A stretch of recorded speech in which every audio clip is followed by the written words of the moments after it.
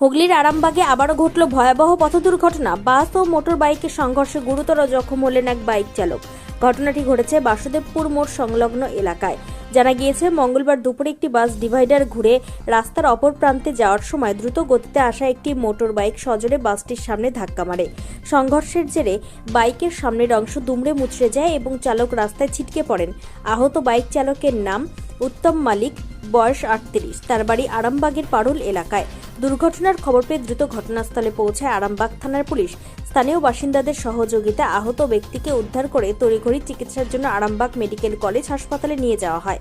Police দুর্ঘটনাগ্রস্ত বাস ও motor বাইকটিকে আটক করেছে এবং ঘটনার তদন্ত শুরু হয়েছে। স্থানীয় বাসিন্দাদের অভিযোগ, বাসুদেবপুর এলাকায় প্রায়ই এই ধরনের দুর্ঘটনা ঘটে।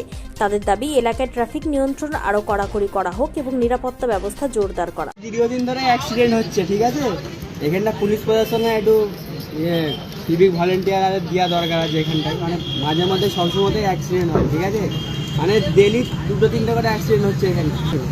আজকে আমি দোকানের ভিতরে ছিলাম, আমার সাথে রোজা চলছে তো এখন, তো রোজার মাঝে আমার কাটছিলাম, তো এখানে দেখলাম যে একজন ওই বাসটা ঢুকছে আর এই বাইকটা সোপাটে আসছিল, এসে এখানে অ্যাক্সিডেন্ট করলাম, দিয়ে আমরা পানি দিয়ে তুললাম, দিয়ে এখন হসপিটালে পাঠিয়ে দিয়েছি।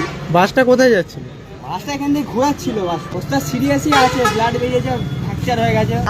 এক জায়গায়